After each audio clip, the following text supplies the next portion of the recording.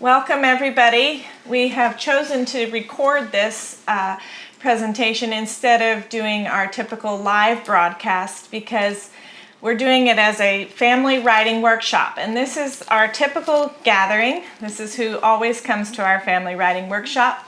So we thought we'd let you in for a sneak preview on what we do in our house.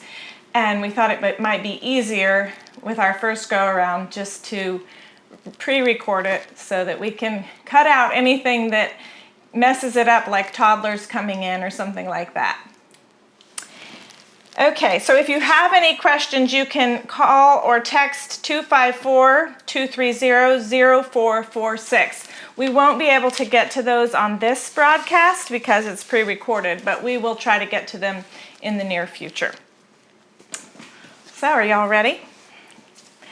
So what I want to talk about today is how writing good, a good writer can make the ordinary wonderful. The ordinary can become great when a person writes with perfect articulation of the experiences they've had.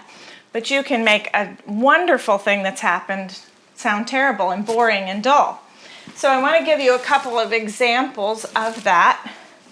I think we've all been the writers who write something boring and dull that could have been great, but we're wanting to learn how to write about the most ordinary things and make them really beautiful, because they are really beautiful. We see some of the most amazing things that happen to us are just being outside in your garden or standing at a kitchen window washing the dishes and a bubble on your hand and you see the sunlight in it. Or you see how enthusiastic your toddler little sister is to help you load the dishwasher, or your little brother. Those things can become extraordinary and fantastic, and people see something meaning in them if we can articulate them clearly. So I'm going to read a couple of little examples about ordinary things that sound really interesting. Okay? So this is a writer that you all are familiar with. This is James Herriot. Everybody happy about that? They didn't say anything about this in the books, I thought, as the snow blew in through the gaping doorway and settled on my naked back. I lay face down on the cobbled floor in a pool of nameless muck, my arms deep inside the straining cow, my feet scrabbling for a toehold between the stones. I was stripped to the waist, and the snow mingled with the dirt and the dried blood on my body. I could see nothing outside the circle of flickering light thrown by the smoky oil lamp which the farmer held over me. No, there wasn't a word in the books about searching for your ropes and instruments in the shadows, about trying to keep clean in a half bucket of tepid water, about the cobbles digging into your chest, nor about the slow numbing of the arms, the creeping paralysis of the muscles as the fingers tried to work against the cow's powerful, expulsive efforts. There was no mention anywhere of the gradual exhaustion, the feeling of futility, and the little far-off voice of panic. My mind went back to the picture in the obstetrics books. A cow standing in the middle of a gleaming floor while a sleek veterinarian and surgeon in a spotless overall inserting his arm to a polite distance. He was relaxed and smiling. The farmer and his helpers were smiling. Even the cow was smiling. There was no dirt or blood or sweat anywhere. Okay, so what do you know about this? What do you find most interesting about it?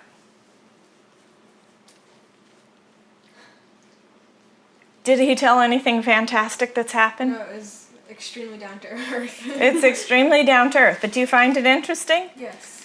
Why? Well, he just put you right there where he was.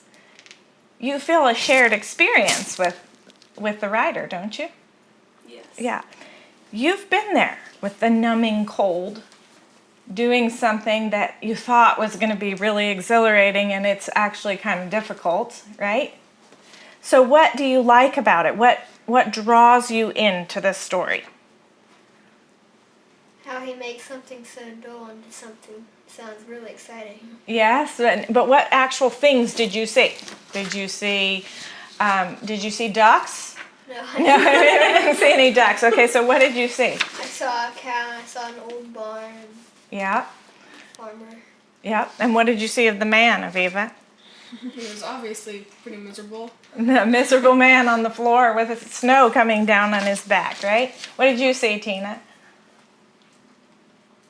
The blood and snow and dirt all mixed together, making a horrible Mess. mess. Exactly. Okay, so we see a lot of things. And honestly, it's those details that everyone experiences that draw us in because we feel like, I've been there. I felt like that. I can identify with this person. Okay, so I'm going to read you now a bad example of bad writing, okay? Or how would we say that? A good example of bad writing? Okay. The winters were very cold in Colorado, and we always went sledding and caroling to the neighbors at Christmas time. Once there was a really bad blizzard, and it was just terrible. We couldn't even see the horses. We ended up driving off the road into a ditch. There were so many problems that a truck had to come rescue us. But after all, we still had a lot of fun, and afterwards we all had great treats together. Okay, so what's wrong with that? Tell. Tell. Show. Did you smell anything? No. Did you hear anything? Did you taste anything? All they said was they had yummy treats. Did you feel anything? Did you feel like the other writing we heard about the pebbles in the floor digging into his chest and the snowflakes melting on his back, right? Okay, so we didn't smell anything, we didn't see anything, we didn't hear anything. Boring. Okay, so here's the same story, okay, but it doesn't even get into the really interesting part yet, but this is the same story. After evening milk chores during those cold Colorado winters, we trudged in from the barn half frozen and anxious to stand in the lighted kitchen around our wood-cook stove. My skirt, rigid with ice from the sloshing water buckets, stood around me like a wall, and my brothers and I gathered around the stove with our chapped hands extended. Leaning around my red-faced mother, we inhaled the steam rising from the milk noodles she stirred, and just the sound of the crackling fire beneath the pot seemed to start the thaw in us. Then my brothers and I bargained with each other. If you'll keep the water heater stoked up for me to take a bath, I'll do it for you.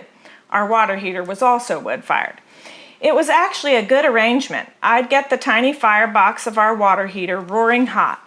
The pine sticks of kindling snapped and popped in a gold and blue display. With my math book balancing on my knees, I'd leave the firebox door open to warm my hands and face while finishing my last school assignments for the day. And laboring over my division problems, I could feel the glow of the fire seep in my wind-chapped cheeks, and my frozen fingers slowly softened around the pencil. Of course, when one of my brothers finally emerged from the bath, I always pointed out how hot I'd kept the water, so they'd be sure to do the same for me. Okay? So we didn't even get to the Christmas carols and the truck and the wagon in the ditch and the truck coming to the rescue, all the fun stuff, right? We didn't get there.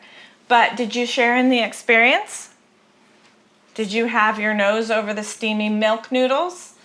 Okay, so that's what we're looking for. We want to bring to life the ordinary, where everybody lives 90% of their life in the ordinary, and we want to be able to see the beauty in it, to see the message in it, and not to forget. And we can do that with our writing. Okay, so we're going to do a couple of things to limber us up, okay, and they're going to be fun.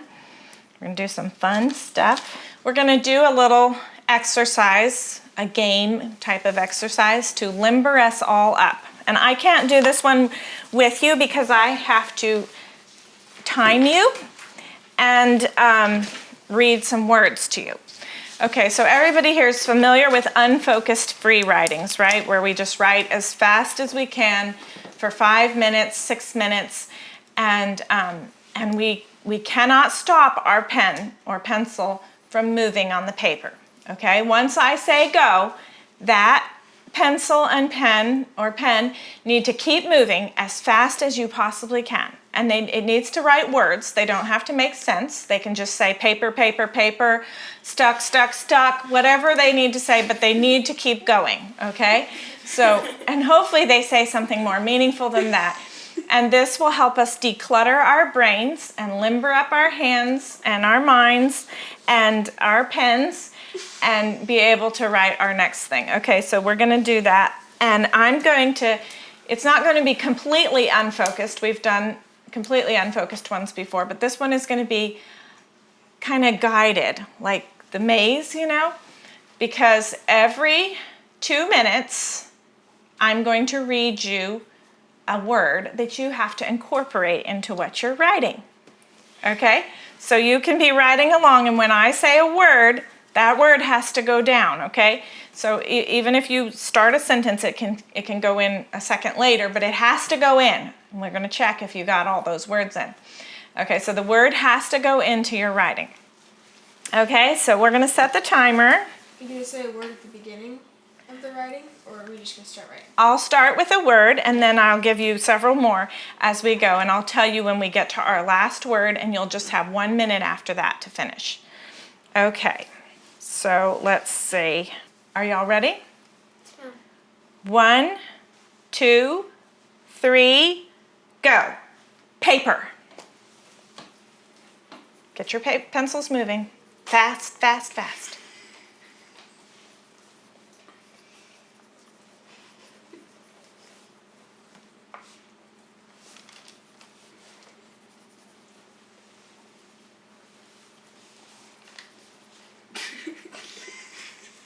Keep going, keep going.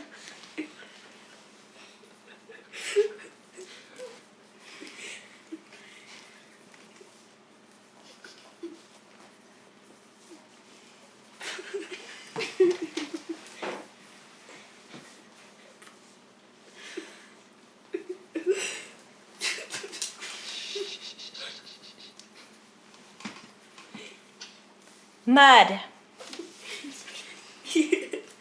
Mud goes in.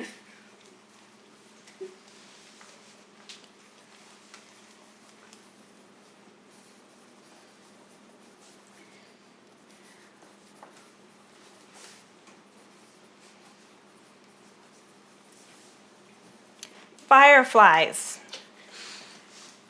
Fireflies goes in.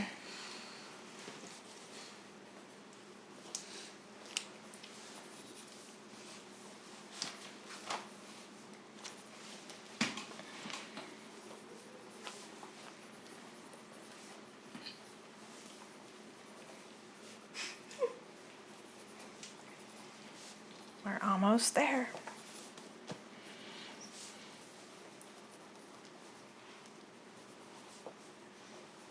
Strawberries.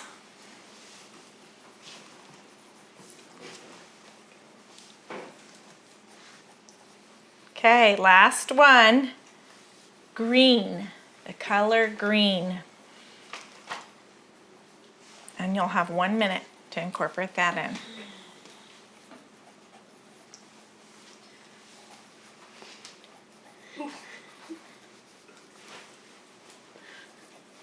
Ten seconds.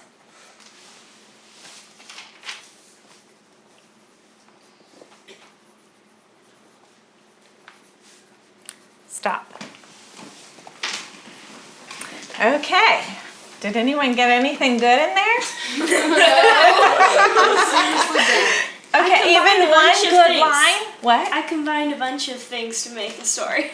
Even one good line is good, right? Did it limber your brain up? Do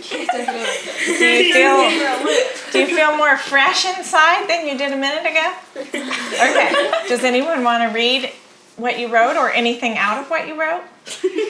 No. No? Sure. Okay, Carrie Beth, read to us what you got. Pencils scrape paper as fast as they could go. and we glanced nervously around. When they stopped, Uncle Lossie's kids jumped on their four-wheeler and mud splattered them from a recent storm. I waved goodbye as drops of rain prevented my view of them. We all had wrote crazy writings about family dinners as we remembered dashing around in the yard in the darkness trying to catch fireflies and put them in a canning jar. After this, I went in the garden and tasted the first gem-like strawberries that were about a half-inch in diameter. The little tiny tops snapped off under my fingers, looking like little green flowers. I felt the earth around the plants. It was dry. Good. Hey, there were nice sentences in there. I liked the gym-like strawberries, the first gym-like strawberries. And what was half an inch?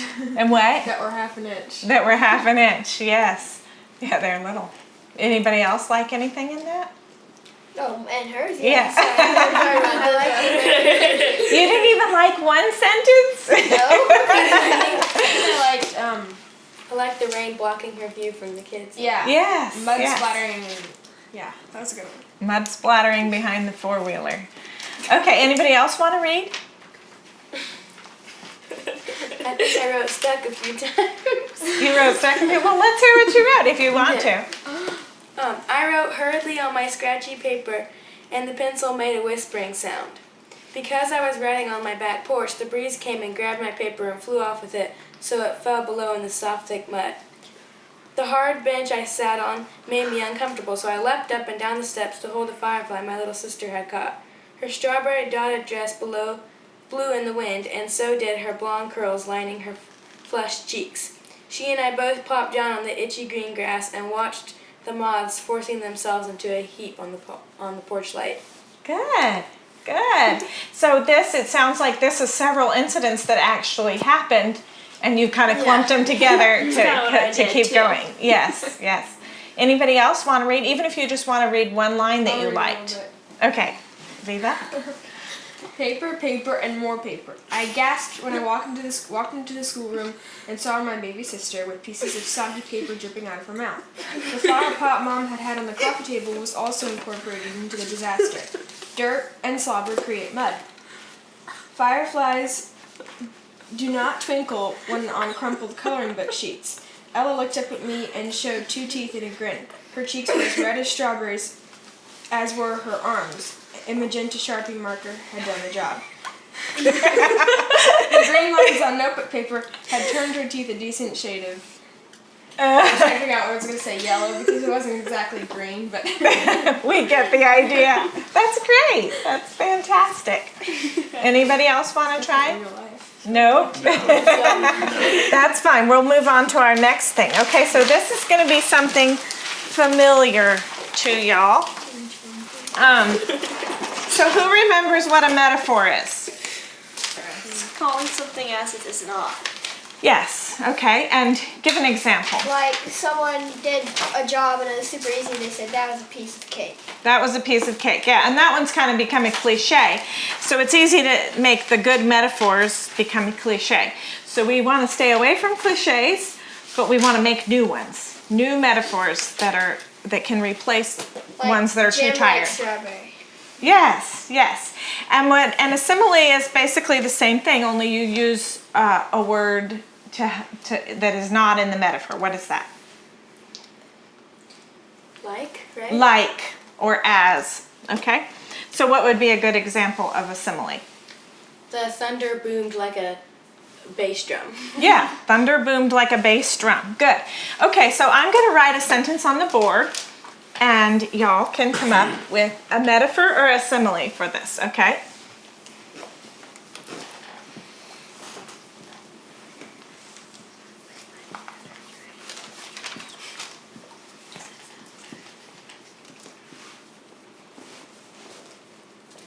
Or here, let's just make this more boring even. So you have to make it nice.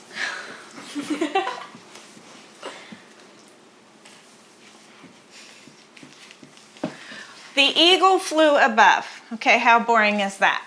But metaphors and simile can help people to actually really see this. So who can think of a metaphor or a simile to describe this eagle? It doesn't have to be exactly like that, but to describe an eagle maybe that you've seen. Do you want us to write it? Sure, yeah, everybody grab it. We're just going to take like 30 seconds.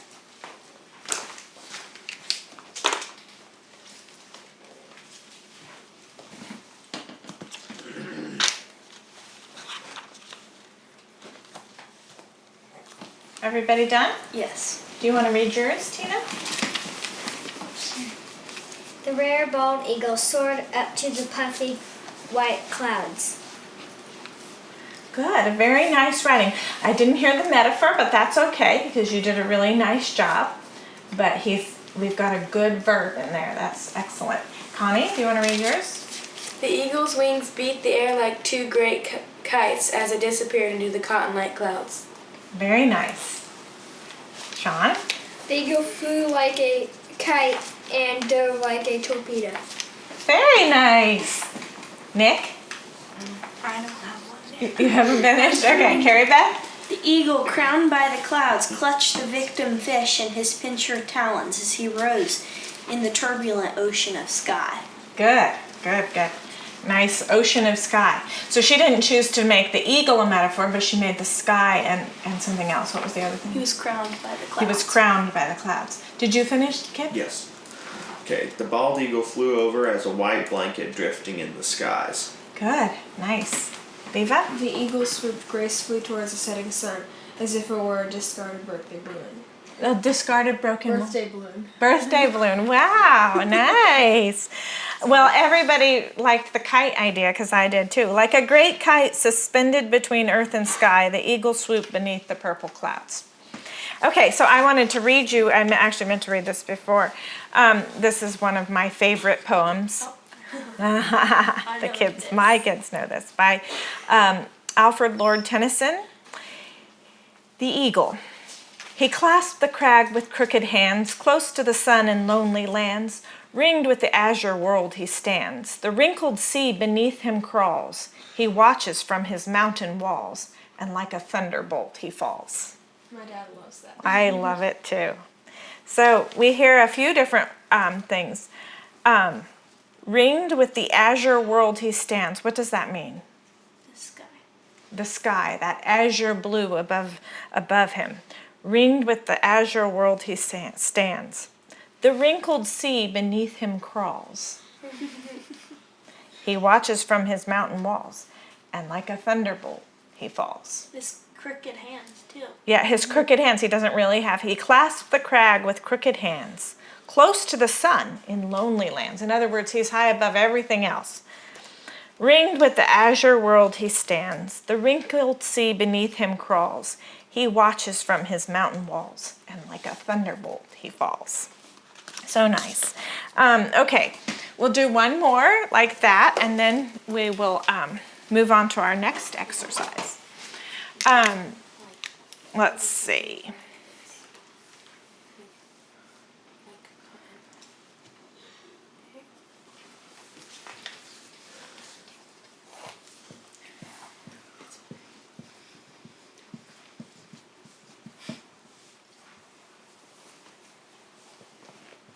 Okay, another example of a horrible sentence.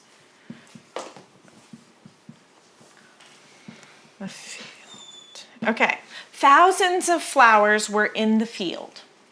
Let's try to use a metaphor or simile.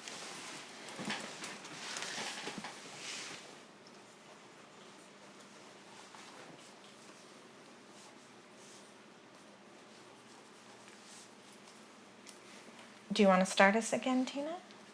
Almost done. Okay, we'll let Nikki, do you want to start? White ocean of flowers rippled like waves in the sunlight. Good, nice. Sean? Thousands of candy-like jewels blanket the field, and all a different color. Wonderful. Tina? Like a carpet of blue, the bright blue bonnet swaying about under the weight of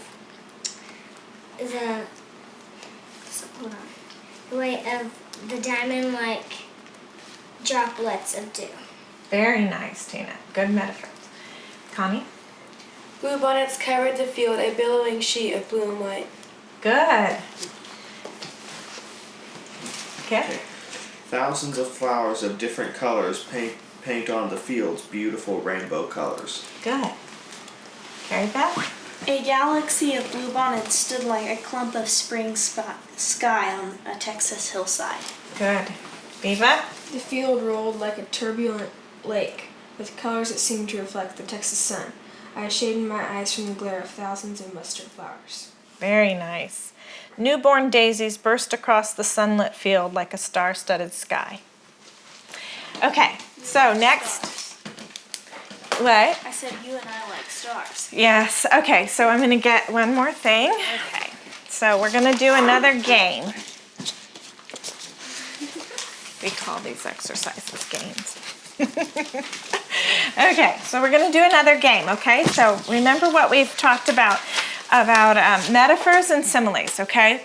We want these to appear in your writing because we're gonna do some poetry, and this doesn't have to be anything fancy. We're not gonna get into rhyme or meter necessarily unless it just happens by accident, but we do wanna think about metaphor, which is a big part of poetry.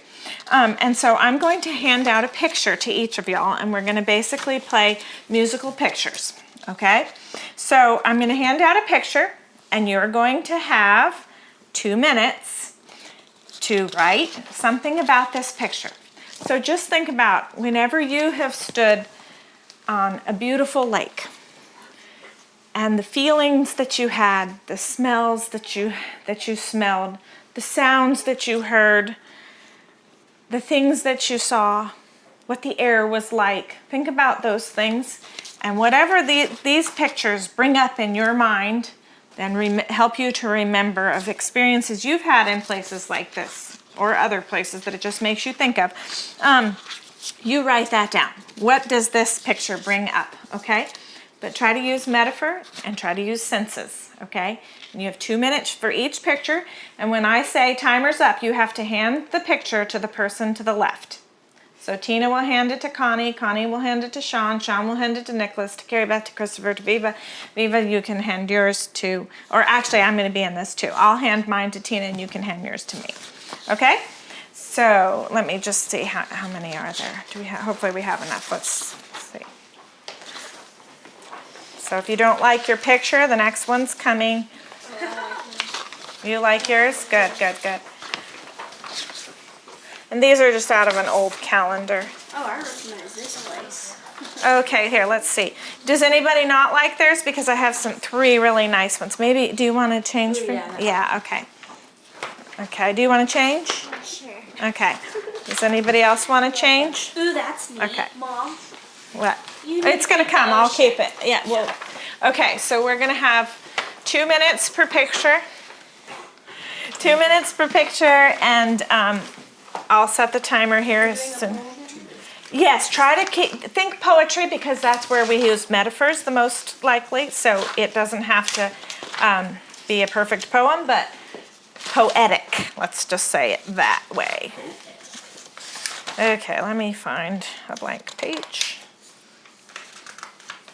Is everybody ready? You have a new page to write on? Yeah. Okay, let me set the timer. Okay. Ready, set, go.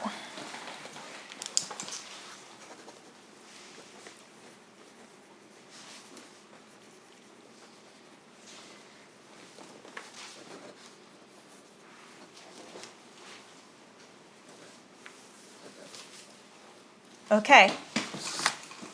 Pass your page. Sorry.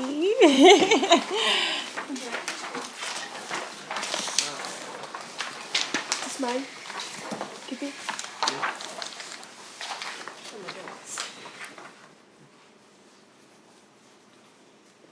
Okay, pass your paper.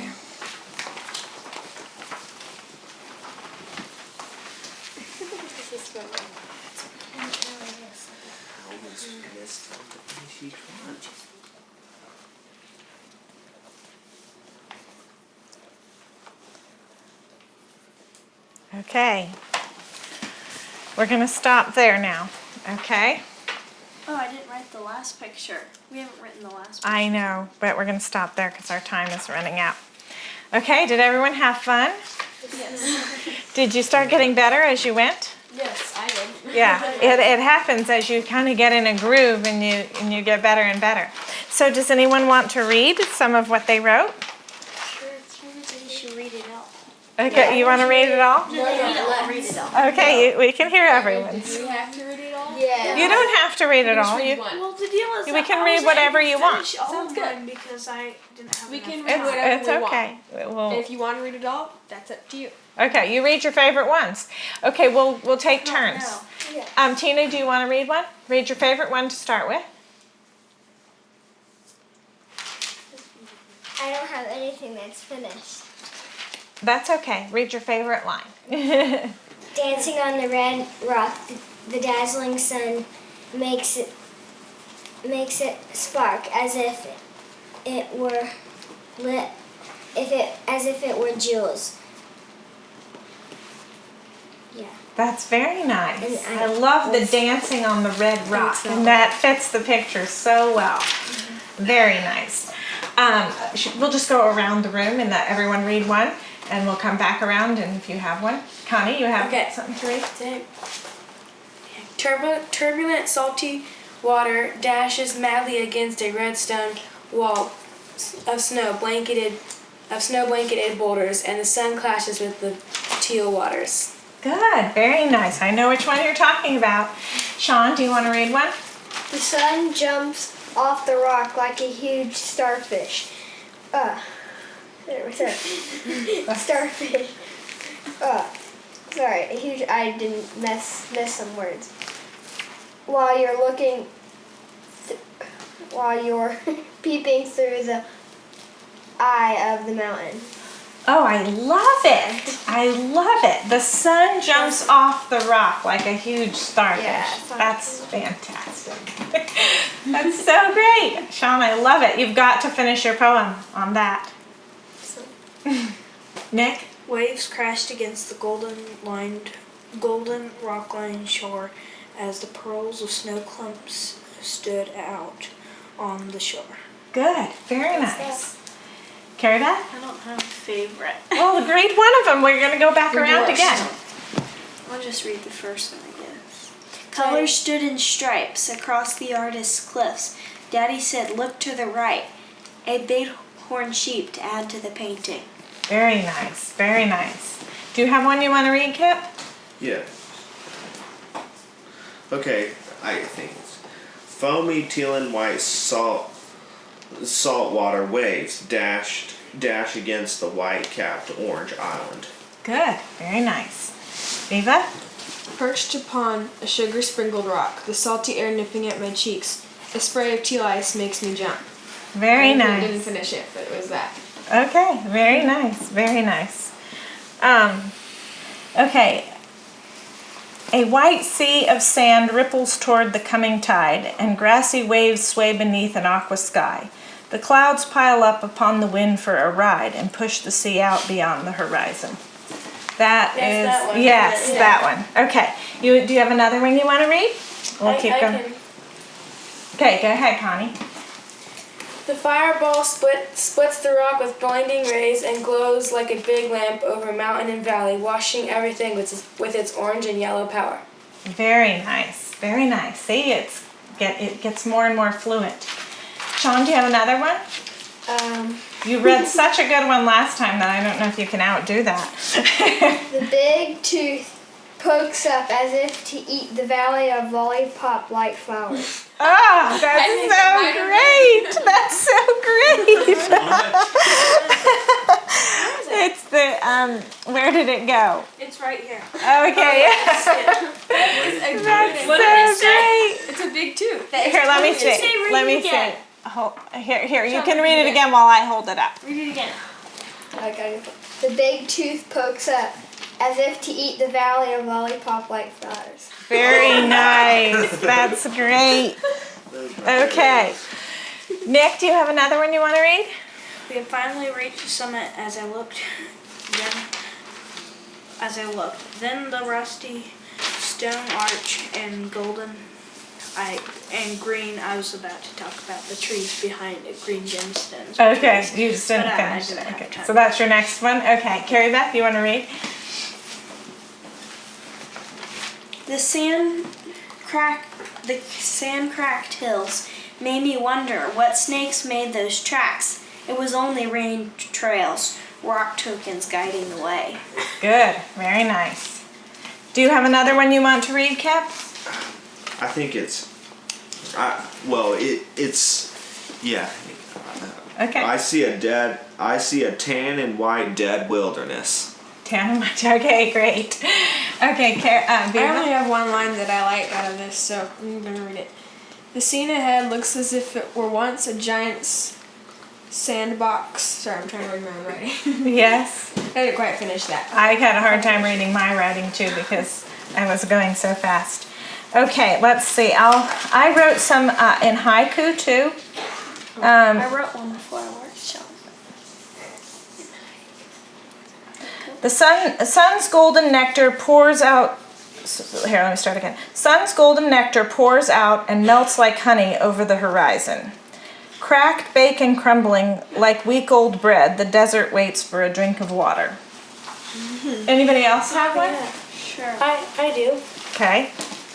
Rippling white sand cover all like summer snow, and the thick bank of clouds try to block the sun rays from touching tall stalks of grass. Good.